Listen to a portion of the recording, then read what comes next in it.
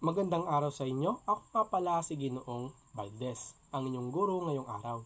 At ang ating tatalakayin ngayong araw ay patungkol sa unang yugto ng imperialismo. Bago tayo mag-umpisa, ano nga ba ang imperialismo?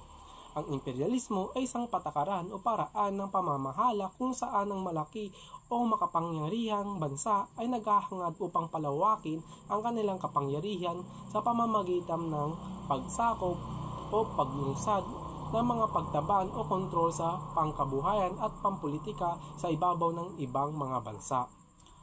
So, ang imperialismo class ay isang patakaran ng paraan ng pamamahala kung saan malaki o makapangyarihang bansa ang paghangad upang palawakin ang kanilang kapangyarihan. Ang imperialismo classes, ito yung pagpapalawak ng kanilang kapangyarihan sa ibang mga bansa. Noong nagumpisa ang unang yugto noong ika-16 na siglo at natapos sa ika-19 na siglo, ang imperialismo, ito ay tinatawag ding merkantilismo at inilarawan sa paghahangad ng mga bansang Europa, mga kolonya sa ibang bahagi ng mundo upang magkaroon ng mapagkukuhanan at merkado para sa kanilang mga produkto. Next natin ay makabagong paraan ng pananakop na naganap ng ikalawang yugto ng imperialismo.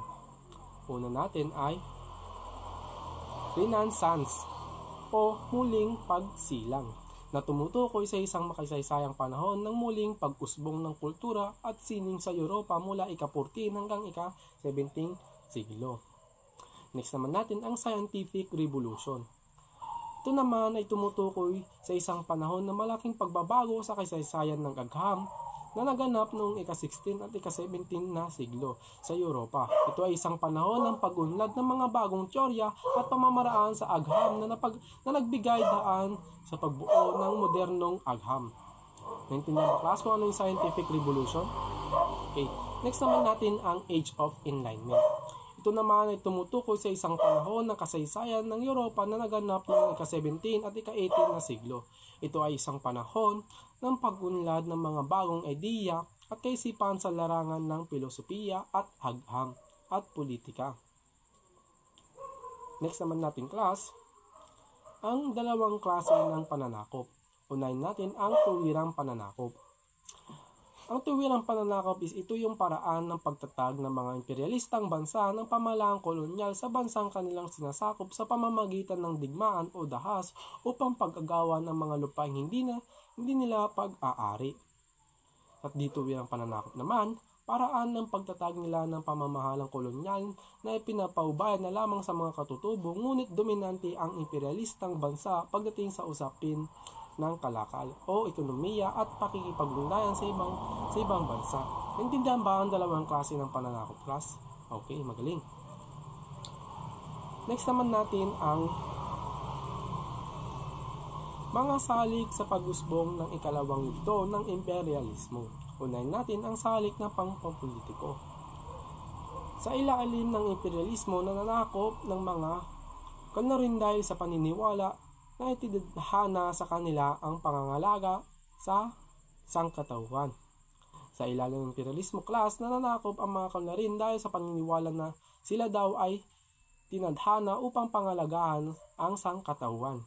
Sa salik na ekonomiya naman, sa ilalim ng imperialismo, nagawang makamit ang mga kanarin ang mga hilaw na sangkop sa mga lupaing nasakop nila sa mababa o walang halagang kapalit ang pagkasira ng mga katutubo.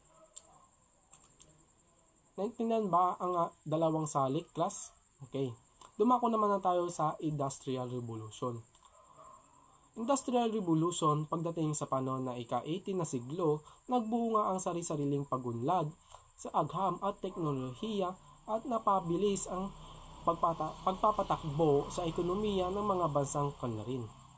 So class, ang Industrial Revolution, ito na yung pagpapaunlad sa agham at teknolohiya o nag-i-evolve na yung mga ibang kagamitan mula sa teknolohiya. Mga mahalagang inventor ng Industrial Revolution. Unahin natin si Jethro Tull. Nag-imbento ng isang kagamitan na tinatawag na seed drill. Noong 1701 na hinahatak ng isang kabayo upang mabilis ang pagtanim ng mga binhi. Kung sa nakikita nyo class is ito si John Toll at ito naman yung ginawa niyang inventor na si Drell na inahatak ng isang kabayo upang mapabilis ang pagtanim ng mga binhi. Next naman natin si Charles Townshend na nag-imbento ng makabagong paraan ng crop rotation o ang muling pagtanim ng ibang uri ng pananim matapos anihin ang unang tanim.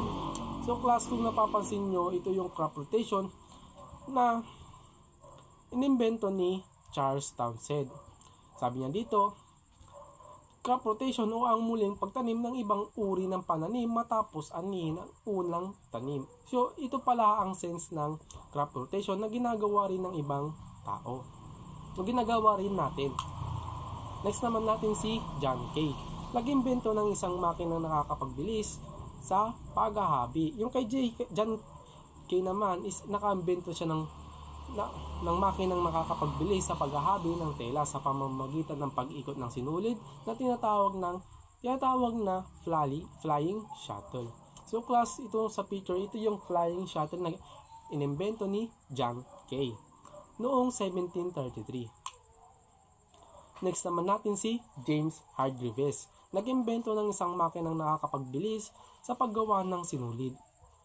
Si James Hargreaves naman, ito naman yung naimbento niya, yung nakakapagbibilis sa paggawa ng sinulid o yarn na mula sa bulak na tinatawag na spinning jenny noong 1760.